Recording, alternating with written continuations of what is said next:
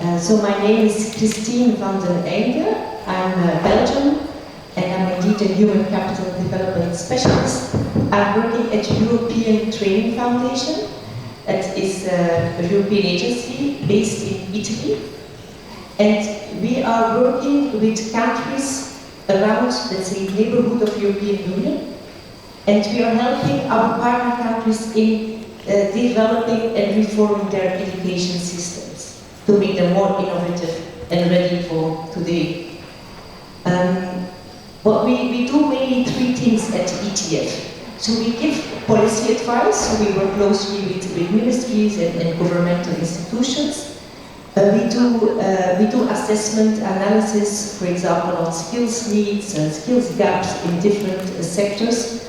But we also have a knowledge hub, and in this knowledge hub we really do research on innovative teaching and learning. And within this knowledge hub that we have developed this READY model. So a reference model for educators' activities and development in the 21st centuries. So, but before going in more detail in the model, I would like to ask you, who of you is an educator? A professor, a teacher, a mentor, a coach? Okay, great. You too, you're also a professor. So, great, and who of you feel that your role as an educator in the last, let's say, 5 years has drastically changed? Okay, indeed. I see indeed many hands raising. So indeed, due to the social, economic, and especially technological changes, the role of educators has drastically changed. It is the way people learn and work and interact is changing enormously. So we have now a new generation of students that we as educators, or you as educators, cannot anymore engage by using traditional teaching methods, exactly as Dr. Ayyad also mentioned. So the role of the educator really has to change from a gatekeeper of knowledge to a gate opener of knowledge, skills, and attitudes. But we know that this is not an easy process. And educators really need support, sufficient support to self-reflect first on their own teaching activities, and then to continuously improve and use innovative teaching methods to constantly engage these students that are, let's say, new way of learning students. So it is within this ETF Knowledge Hub we have created a project in 2020, and it's called Creative New Learning. And in this project we have developed this READY model. It is indeed, as I already said, a reference model for educators' activities and development in 21st century. So it looks like this. It is an interactive model, and I will really, after I will go there and I really show you a few things how you can navigate. It's also now ready or being translated in Arabic as well. So I will invite you to go into more detail, because I will not be able to present it in every detail. First, let me just clarify. If I say educator, we mean all those who professionally guide and support learners in their learning process. Okay? But before going in detail in the model itself, just a few words about the methodology. So it is first of all a result of collaboration between ETF experts, but also many practitioners, experts from member states, from our partner countries. So it's really a long and collaborative process. We started to work in 2020, and we did the first desk research. We really looked at more than 200 publications, being it grade studies, academic literature. So we developed a first draft. But then really we felt that, okay, we need to really consider the impact of the COVID in this process. So we did a second round of research. And we also looked at different models, competence frameworks, assessment tools, everything that is existing in terms of innovation and the role of educator or teacher in this.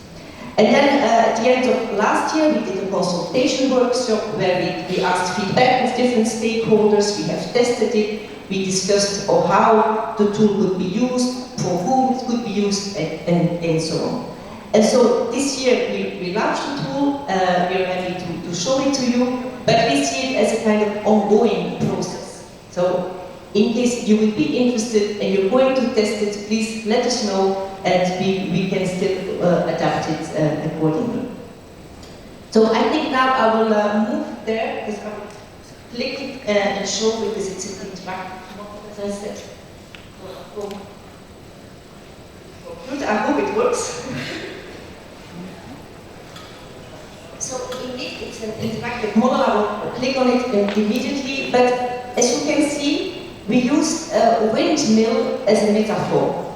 And why? Because you will see that all the domains, I will explain in a minute, are of equal importance, and they're also interconnected, and sometimes even overlapping. But also why? Because we think that, not we think, but the teaching is a dynamic process. It's dynamic, it's also complex. But above all, it is really influenced by external factors. And that's why we thought a windmill was really a good metaphor to use. So you will see there are here now 7 domains, of which one is kept empty, which really for you to fill in according to your local needs and competences. So the first one is learner-driven.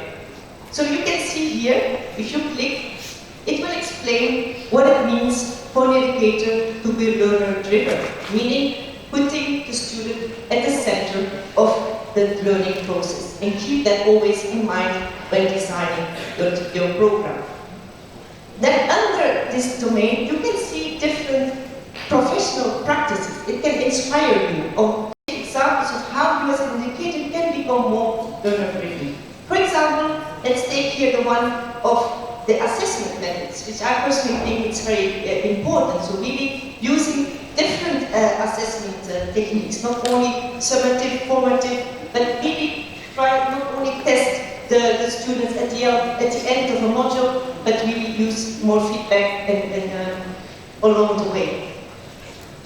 So you can close, and then you can go to the second domain, which is adaptability and initiative. And this is really about the educator making or engaging the learning scenarios where students have to adapt themselves, and to really put themselves in more reality, real-life reality. It's about creating value for others, experiential learning, and so on. Also here, there are different practices mentioned, again, where you can click and more explanation will be given. The third domain is about sustainability and inclusion. This is about educators creating learning environments where all learners and all students feel respected and valued. But it is also you as an educator to pay attention to your own well-being, and of course to the well-being of your students and also of your colleagues, of your peers. And this is of course also a domain where you really have to empower the students to think and act in a sustainable way. So it's all about the development of the green skills that are nowadays very important. Then we have the domain about collaboration and engagement. I think it's quite straightforward. It's about educators that work together with colleagues, with your peers, and also with external organizations like any organization and enterprises, but really to improve your teaching practices, and with the aim, of course, to increase the achievements of your students. Again, here, different practices are mentioned, contribute to professional networks and communities. So I think here it's a great example because we're all sitting here in the frame of the Erasmus Plus. So this is really a great example of collaboration and engagement. Then we also have selected lifelong learning and reflection. It's a bit linked to the previous, but it is really about you as an educator to continuously perform, let's say, continuously develop yourself and do trainings and really improve and be engaged in active research and in Erasmus project and so on. Then we have, last but not least, digital technologies. Also today, tomorrow, I think there is many workshops about the importance of educators being ready to use digital technologies in their own teaching and research activities. So as I said, also the last one is kept empty for yourself to really adapt it to your local needs. Who is it for? Very quickly. There more explanation is prepared as well. So of course for you as educators, you can use it as a self-reflection tool and get inspired. Go and see some of the professional practices that you have seen. But also for those that are working closely with educators, think about teacher trainers and how they have to develop their own programs. And also those working to support educators. So it can be really used by many different actors. Then as the last slide, what I presented is a reference model. So nothing more and nothing less. Right? It is selected really based on all the desk research we have done, and we have talked to very many practitioners. We have really selected those domains that we think are most valuable today. It is multi-sectoral. Being ETF, our focus is vocational education and training. That's what we are specialized in. But of course, it is also a tool that can be used for higher education, secondary education, mentors, coaches, and so on. So let's say for all educators. And it is customizable. What we didn't want to aim with the model is to use it as an instrument for appraisal. That's not the aim. It's not also a competence framework.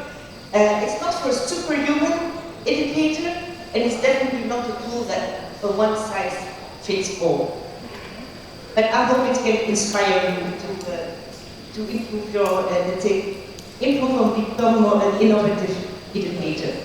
In case you're interested to really go in detail and look at different practices and so on, I would like to invite you to become a member of the ETF Open Space. We have this project, as I said, Creative New Learning, and we have a huge network already now of thousands of educators that really are interested in the field of innovation in teaching and learning. So it's really the community of innovative educators.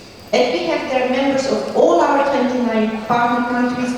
We regularly organize webinars that could be interesting for you to attend. You can just go there and become a member of the community. And here you will also see the link to the ready model in case you're interested to go more in detail, and there will soon also be the Arabic version downloaded. The Arabic version will be downloaded also on the ETF Open Space. So I'm still here today, tomorrow, so in case you have more questions, I'm happy to answer those. Thank you so much. Thank you very much, Kristien. Very, very important tool for us as educators. We are all compelled to adapt our ways of teaching with these new developments, and we really do feel it when we are in the face of students, this new generation of learners.